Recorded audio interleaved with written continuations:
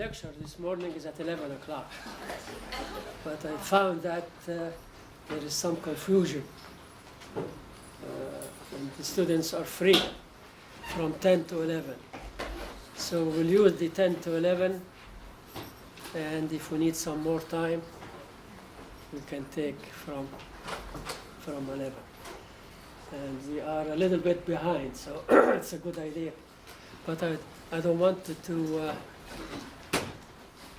be sure that all the students know that they are here. They are not here, they have good reason why they are not here. Because it's scheduled at 11 o'clock today, not 10 o'clock, with me. Okay, one of the, I think you asked me a question, not you? Yeah, I got a question this, while I'm coming here regarding flossing and brushing, toothbrushing. The specific question, do I do the flossing first or I do the brushing first? Okay. Those who say I do the brushing first, raise their hands so that I know. Those who are doing the flossing first and followed by the brushing, raise their hands. I see the majority doing the flossing before the brushing, right? Okay. Now the follow-up question. Why flossing first? I need a volunteer. What is the rationale behind the recommendation of flossing first, followed by toothbrushing second? So it loosens and reduces Okay, interproximal. speak a little louder. It reduces the interproximal, either calculus or just the biofilm that's on there, and it breaks it up to loosen it so that way the bristles, when they hit interproximally, they actually break up and remove completely. And you can have chemical action as well.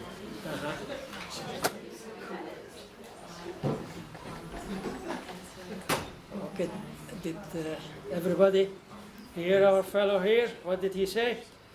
Why he recommends flossing prior to toothbrushing? Do you want me to repeat myself? Repeat it loud. If you want this, and if you turn it on first. Oh, I don't need this, but I'll turn it on for you. Oh, it is on? Hello? Hello? Hello? Hello? Hello? It's tricky. Yeah, it is tricky. So you mechanically break up the bacteria or the calculus in the interproximal space, and that way the bristles of the toothbrush can actually get in there, remove whatever's left, and then chemically also clean it, so the chemical can have direct access. Okay, any other rationale for flossing before brushing?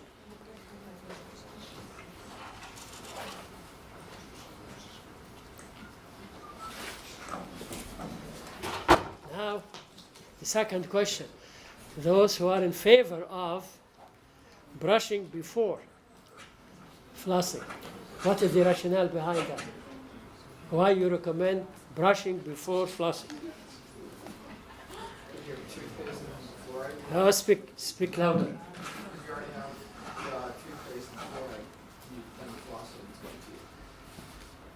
So you do brushing first in order to get the fluoride from the toothpaste.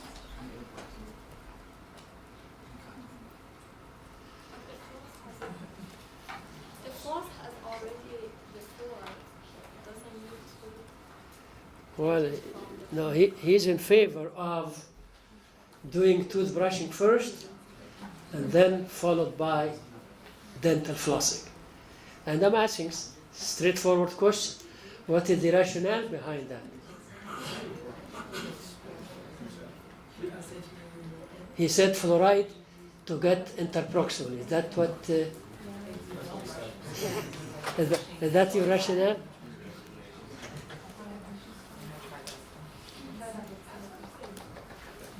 So if you floss without brushing, you could be pushing like the plaque from the pieces in between the teeth. Does that sound like a good answer? You want me to say it again?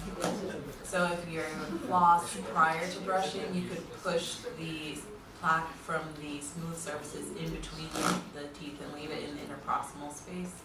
So you are in favor of? Brushing. Brushing first, and that is. Anybody else? I was just gonna say, that's what they do in dental offices, correct? They brush and then they floss. Doing Yeah, it in that's what dental happens. offices doesn't mean that's That correct. has been my experience. You guys should understand. Yeah. That's why I'm raising this question. So we agreed that doing it doesn't make it right or wrong. Right. But we need the rationale. So you, I feel like the leash is maybe the primary source of removing the plaque can be the toothbrush, and then for what you can't reach and what you can't access, you use with the floss. Yeah. So you are in favor of Brushing prior to flossing. brushing first and then followed by Yes. floss. And then the mouthwash. And then mouthwash. Yeah, You get it gotta all just like.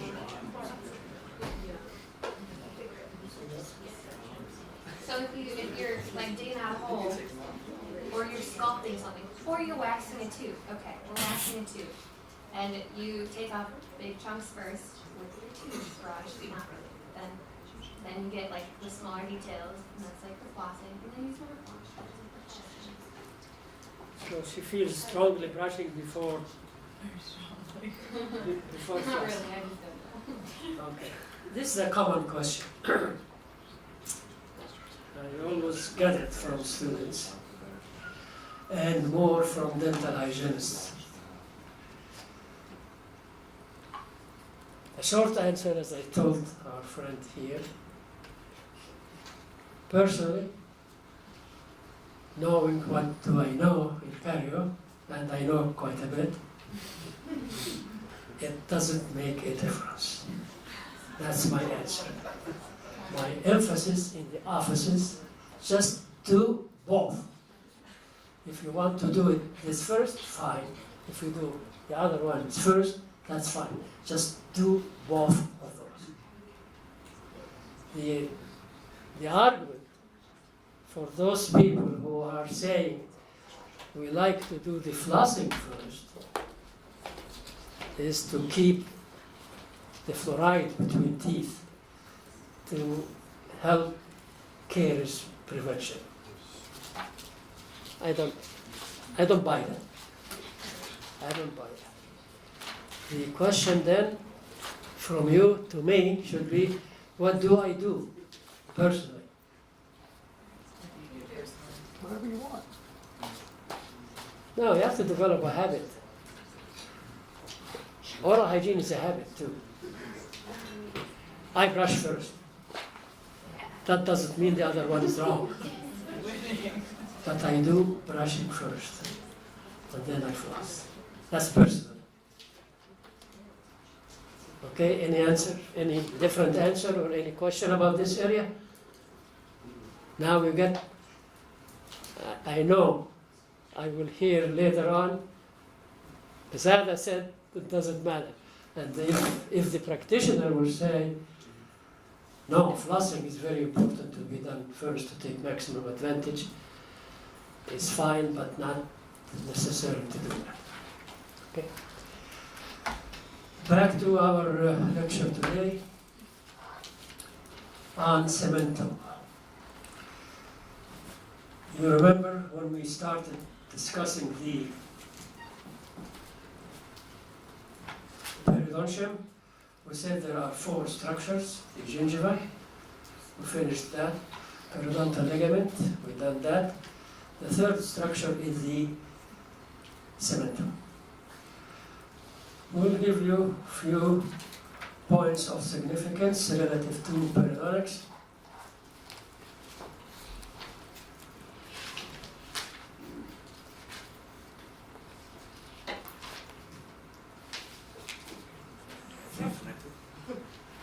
Kareem, you are going to flunk in perio. Yeah. I'm going to stay for a while.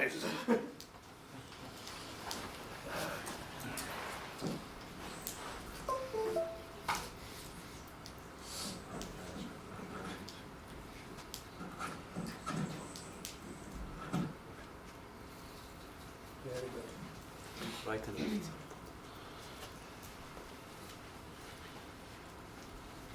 Okay. There are some important points you have to remember and to know and to learn about cementum relative to perio. Cementum is a hard tissue. It's not soft tissue. Now, if I ask you a question here, I'm glad we have some extra few minutes so I can communicate with you a little bit better. What is the hardest tissue in the whole body?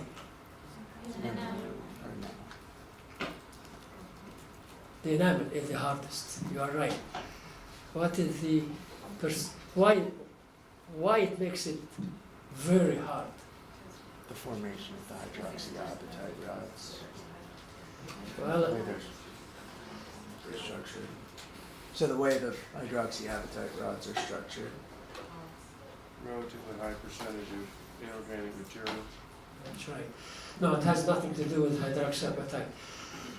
It's the percentage of the inorganic component is very high, 96, 97%. 97% of the enamel is inorganic. That's what makes it very hard. What is the least hard tissue in the body, in the human body? Epithelium? Wrong. I'm glad I caught you. This is wrong. Now you are being demoted to us. Last time I gave you associate, right? This time I'm giving you assistant. So you better watch it. You know, the end will be.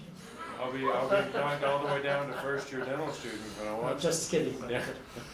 No, the answer is wrong. Why it's wrong? He said epithelium. I was thinking like, squamous cell. Collectively.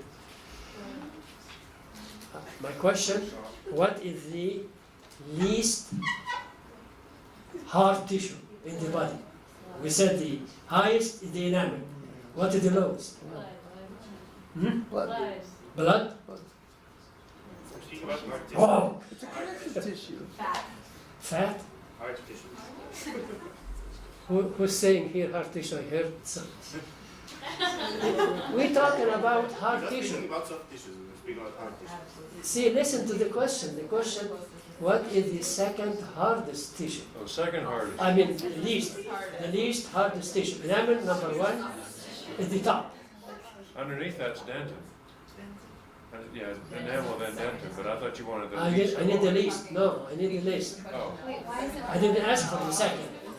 If I want to ask it second, I will tell you what is the second. Why is it not blood? Huh? Why is it not blood? Now we're going back to the Because soft. blood's fluid. I'm not asking about fluid. Epithelium, you are asking about soft tissue. I'm not asking about soft tissue. Blood's completely connective There are four hard tissues in the human body. the softest of the hard ones. Yeah. Oh, So this is not a tricky question. That's what I meant. What is the least hard tissue? cancellous bone. Bone, no. The cementum. Cementum. Cementum is so enamel comes first, and at the end of the list will be cementum, and in between will be bone and dentin. So it's the least hard of the calcified tissue. That's correct. Okay, now, what is since you answered it right, the first question you answered it right, what is the percentage of the inorganic In Cementum? in Cementum? 60. 60%. I have it in my slides here, if you read those. In order not to forget it, roughly, remember 50%. 50 to 55%. So, enamel, very high inorganic, 97 or more. And cementum, 50 to 55% inorganic. How about the dentin and bone? Because we agree the inorganic element makes the tissue hard. Dental is 70. 70, around 70. Around 70. Another characteristic about cementum which make it more unique from the other calcified hard tissues. Cementum does not contain blood vessels or nerves or lymphatics. Doesn't have that. Why? You should know that. Why this is an important point in practice, in your knowledge, being a dentist. It's non-vital and it can't reconstitute itself. It's non-vital and it can't reconstitute itself. Okay, did you hear what he said? Say it. It's non-vital and it can't reconstitute itself because of that. That's a good general answer. Thank you for your applause. I appreciate it. I need a win. Okay. The reason for this, I'm talking about practical significance, clinical significance. In the past meaning old days, in the very old days, we used to hear the common complaint from our dental patients. My teeth are sensitive. When I drink something very cold or very hot, it hurts. I feel it. So the dentist, from his or her knowledge in those days, he thought because of exposure of the cementum. That's not the right answer.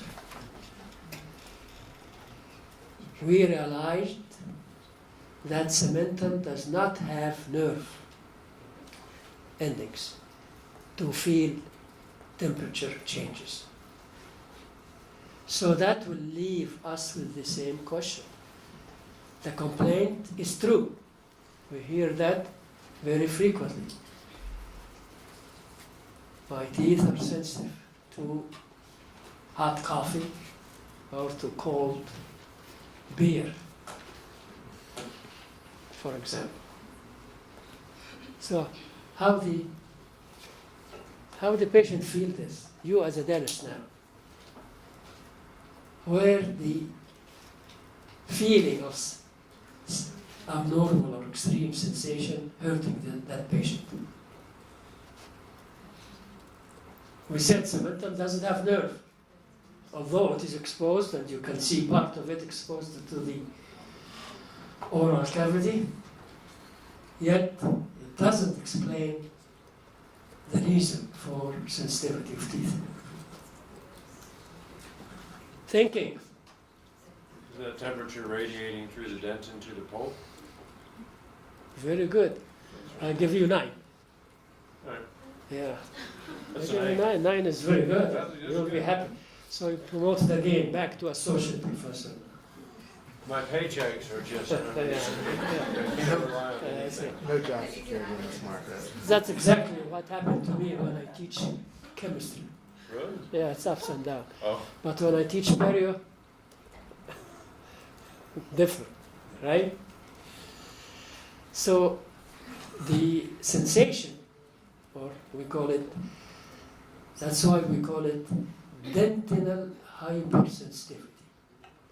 The right scientific term for patients who complain about heat, pain on heat or cold stuff in the mouth, that diagnosis will be dentinal hypersensitivity. So when, say, I'll give you a good example, common example. When we have recession of the gingiva, part of the root will be exposed, right? If that part of the root which is exposed, still covered by cementum, is not the main reason for hypersensitivity of the tooth. But when the cementum layer disappeared, or not there, and we'll cover that right now, the dentin will be exposed. The dentin of the root surface is exposed.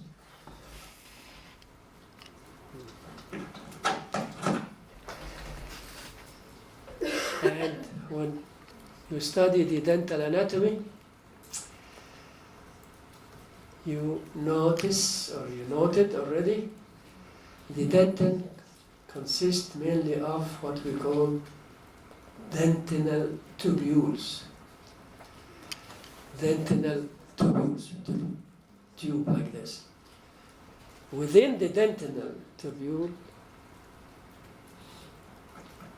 there the nerve endings and the other structures there. That's why we decided to call it rightly dentinal hypersensitivity, or if you're not sure, then you call it root sensitivity. But definitely it is not due to cementum. I just mentioned one cementum in the cemento-enamel area, in the most cervical area of the root, is not there.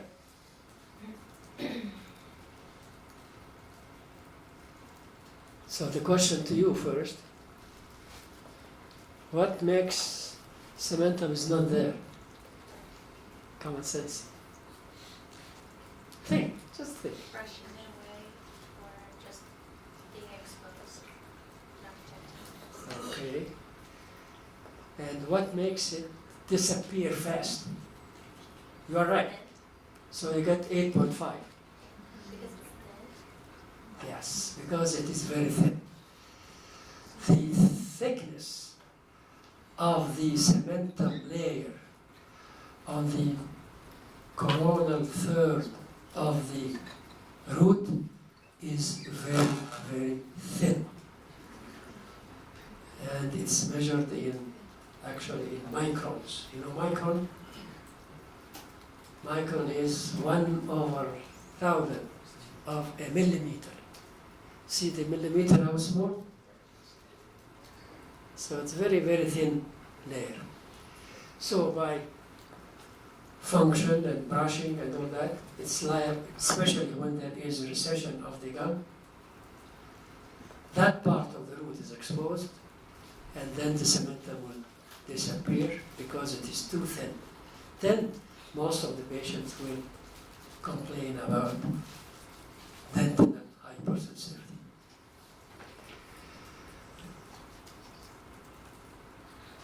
As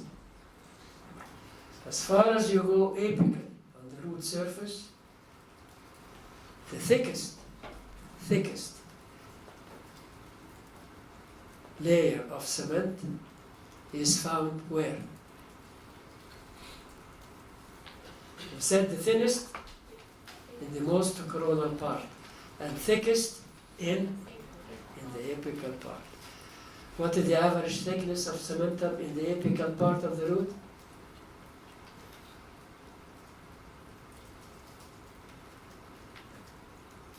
We said the thinnest is 15 to 50 micron. There, at the apex, it's about 500 micron.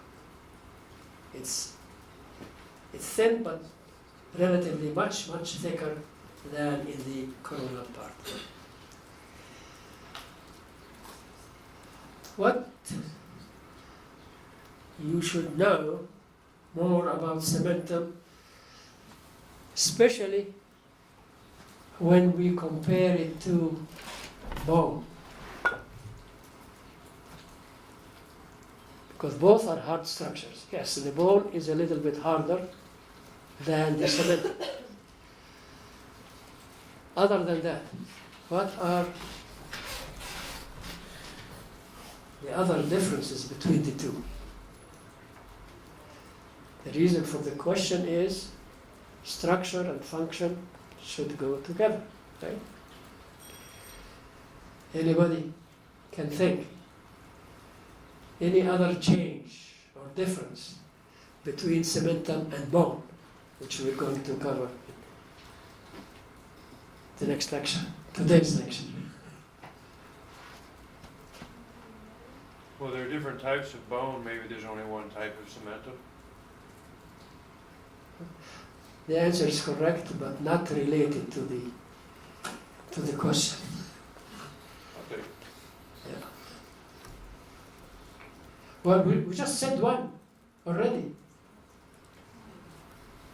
Bone has blood vessels, nerves, cementum doesn't. And we explain significance of that. What else? Bone is in a state of continuous remodeling. You said it, huh? But I didn't hear it. Bone is always in a state of remodeling, meaning when certain part of the skeletal system needs more bone, can be done. In other parts we need to get rid of some bone, it can happen. That process is called remodeling. So bone had the capacity to fulfill that need. Cementum doesn't. Cementum doesn't have that capacity of remodeling. Another characteristic point of cementum too. Cementum has the property of, or the criteria of, continuous deposition of cementum throughout life. That's interesting. Why is that? Why? Yeah, I know. This is wise, I hate to say wise man or woman, but wise person. Why there is a continuous deposition of cementum throughout life?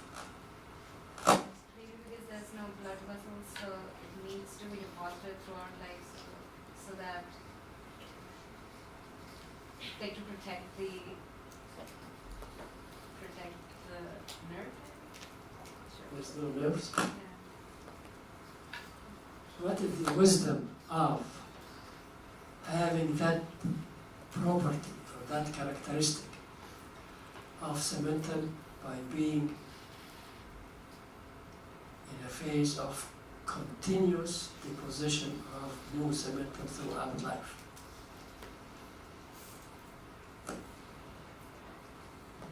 Anybody? Yes, Well, if the PDL is overturning, you would need to overturn its attachment side too, right? Yeah, that's part of the answer. But the main answer is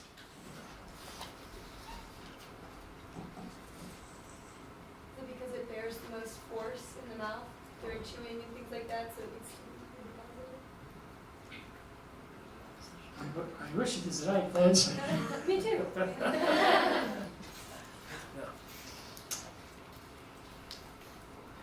The wisdom of continuous deposition of cementum to keep the length of the tooth constant.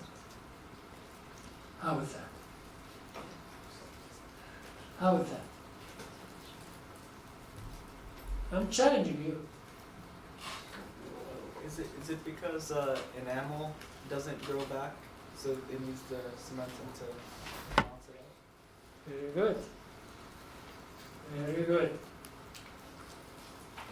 Everybody heard our friend here? Say it again. Enamel doesn't grow back, so the cementum replaces it, or it makes it grow up, Yeah, but pushes the tooth up. that's okay. I can understand you. The right word of what you're trying to say is after the tooth is completely erupted in the mouth. You learned that too from your embryology course. When the tooth reach the plane of occlusion, that means the tooth is fully erupted in the mouth. And then we start function. We eat, tooth-to-tooth contact. By time, there are loss of enamel. That wear, we call it, the right terminology is occlusal attrition. Attrition of enamel throughout life because of function. Now, if the enamel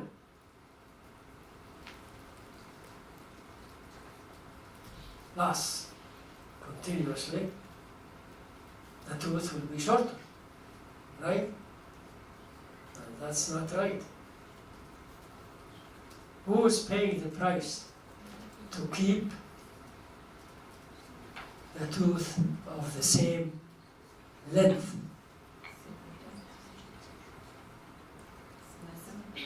Dental? Yeah. Cementum. Not the dental. It's the Cementum.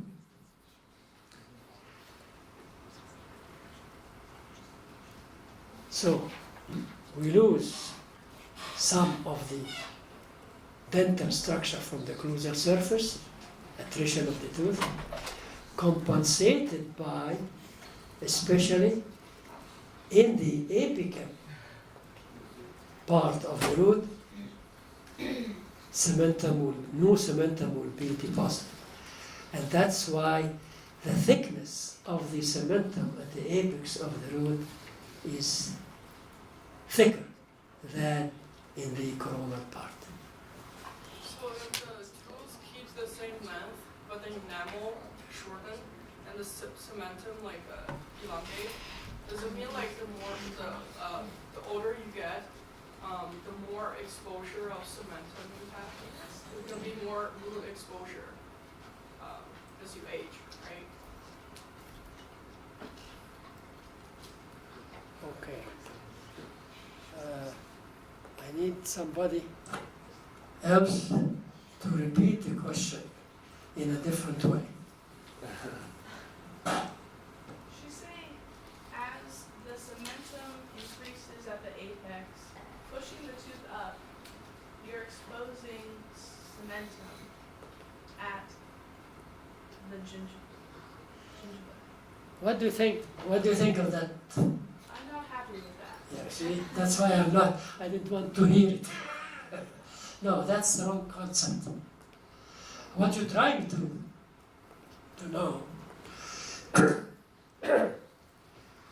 loss of enamel or tooth structure on the occlusal surface and compensated by similar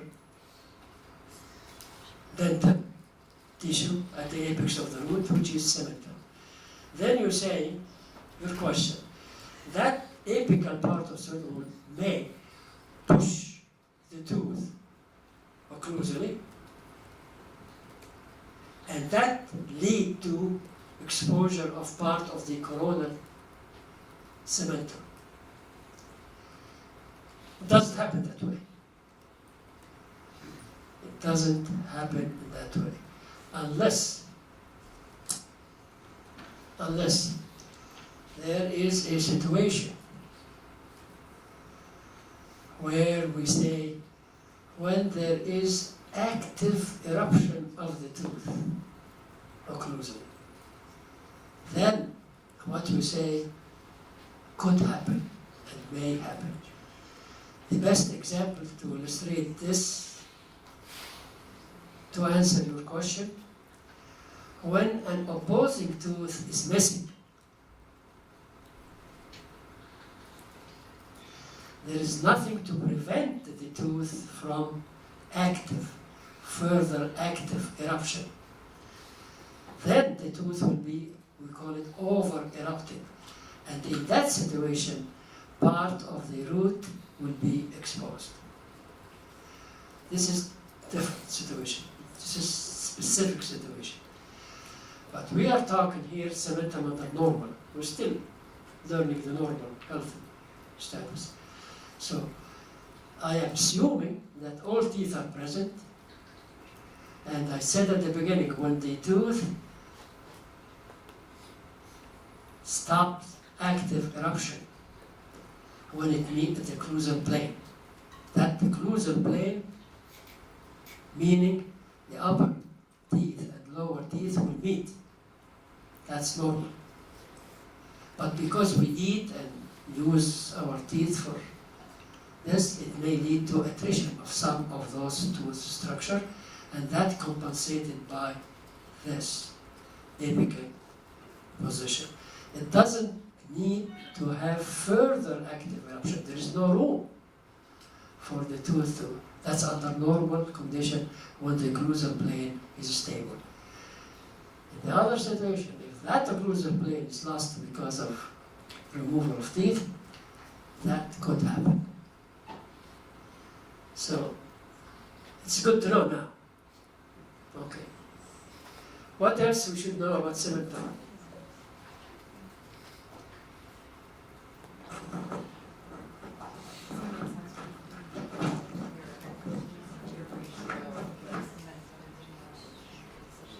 Well, we started talking about remodeling.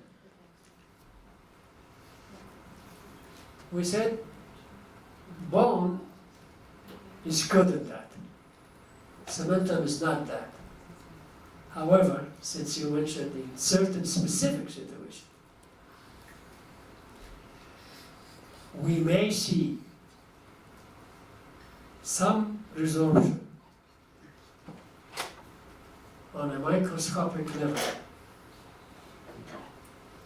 or some apposition of new cement under certain conditions. Those certain conditions happened in order to maintain the width of the periodontal ligament we talked about last time. For example, if there is resorption of cementum, then in the process of repair, new cementum will be formed to keep the width of the periodontal ligament constant. And I'll show you slides of this.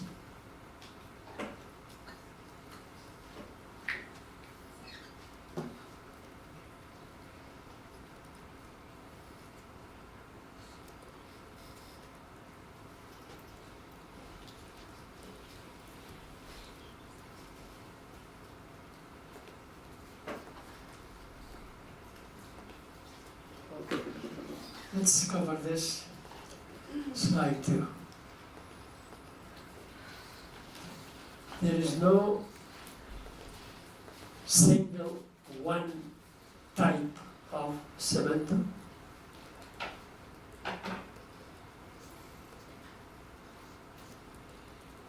There are different kinds of cementum. You cannot see those by the naked eye. That has to be microscopic examination or histologic examination of the cementum. However, there are two main kinds of cementum. Two main kinds of cementum. One, we call it primary cementum. Why we call it primary? Why we call it primary cementum? There's no study. Because it forms at first. So primary cementum. That means there is secondary cementum. If there is primary, there should be secondary cementum. Let's talk a little bit about the difference between the two. The primary cementum, as the name indicates, and the term indicates, again, when you study the tooth development, the cementum is going to be formed after the dentin is formed. So the dentin of the root should be formed first, and then the following stage will be cementum formation. So the first layer of cementum, which should cover the dentin, is called primary cementum. So by timing, it's the first layer of cementum covering the dentin of the root. Whereas the secondary type of cementum, that is the type of cementum that occur after the tooth erupts, and that's why we said there is a continuous deposition of cementum throughout life. That type of cementum is generally secondary in nature.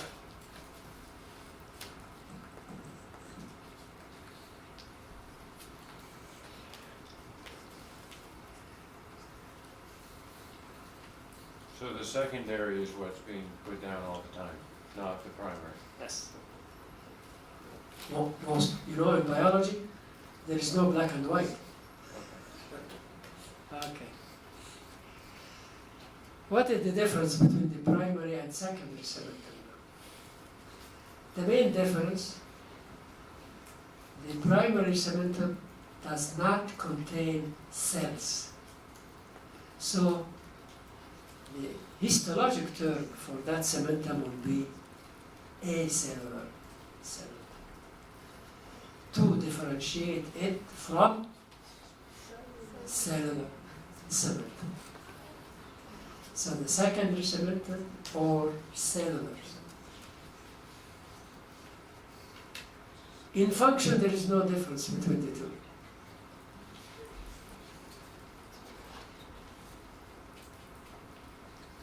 So functionally, cementum is cementum. Whether it is cellular or acellular, they serve the same function.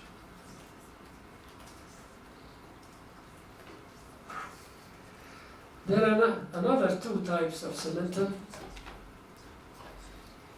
but those are small in amount. Those are the afibrillar and the intermediate cementum.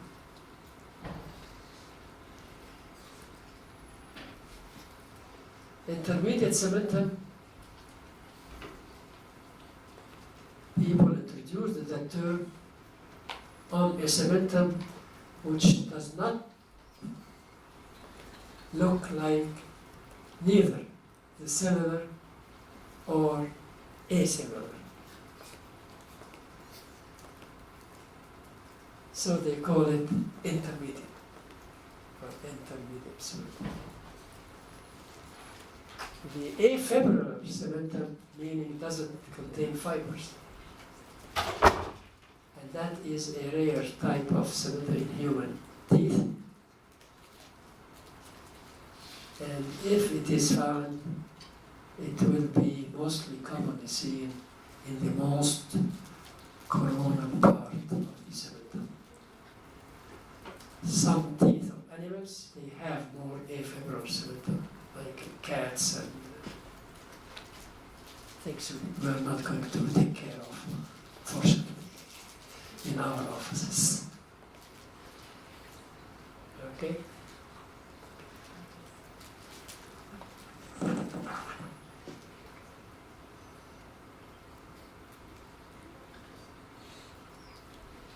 Okay, we covered this.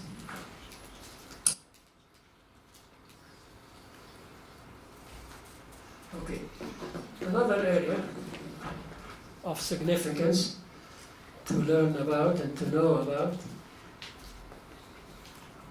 how the cementum meet the enamel.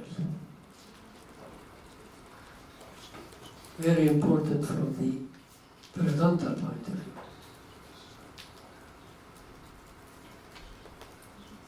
Who can help me on that? The question is how cementum meets enamel. Straight line, they don't meet, or overlap. And when it's overlapping, either the cementum overlaps enamel or enamel overlaps cementum. So we need help on that.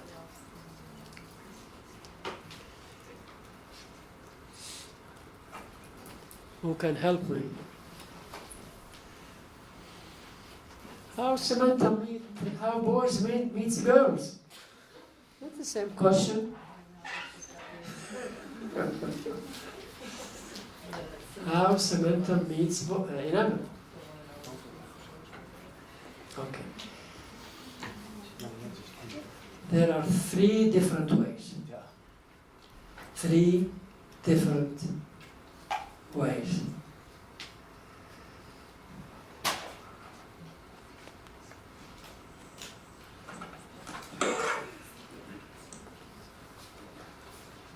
One way, this is the enamel, and this is the cementum. They meet like edge to edge. Right? Makes sense. Does it matter whether it's an anterior or posterior tooth? Does it? Doesn't matter. Okay. Across the board. So that's one way. Another way, they fail to meet. That's just exposed then. That's right. That will leave part of the root dentin exposed. And that is critical of when we talked about the sensitivity of the tooth. Enamel and cementum fails to meet in a certain percentage of teeth, whether anterior, posterior, any place. And the third possibility, the enamel overlap the most coronal part of the cementum. Is it the enamel overlaps the cementum, or the cementum overlaps the enamel? Great question. That's my next question to you. Answer. Think about it. Think about it for a second. You know, her question is, does enamel overlap cementum or cementum overlap the enamel?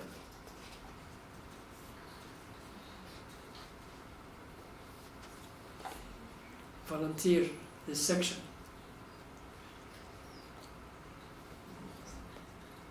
Or both. You know, with multiple questions. A, B, C, D, all of the above, none of the above, you know. Your answer. I mean, I would think it would make more structural sense to have more enamel, because it's more protective and it's harder. But the slide says that the cementing overlaps the enamel, so that's. So there's a point there. Anybody else try? Maybe if it's the enamel overlapping the cementum, that would lead to thinking of the gums. No. So that's why it's And critical thinking. Huh? Anybody? It can remodel over it. It can actually remodel over it. It's not remodel. No. He said the remodel. No. You see, if you think about some points I said before, you can extract the answer.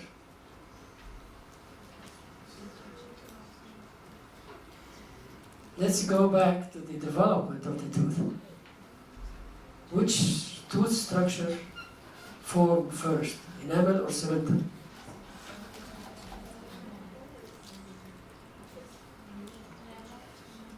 You didn't study yet tooth development? Well, those are basic. Kareem, this is a basic question. Kareem is always saying, my basic question, the most difficult questions. I said, because it's basic, you should know it. I would guess that's not a good guess.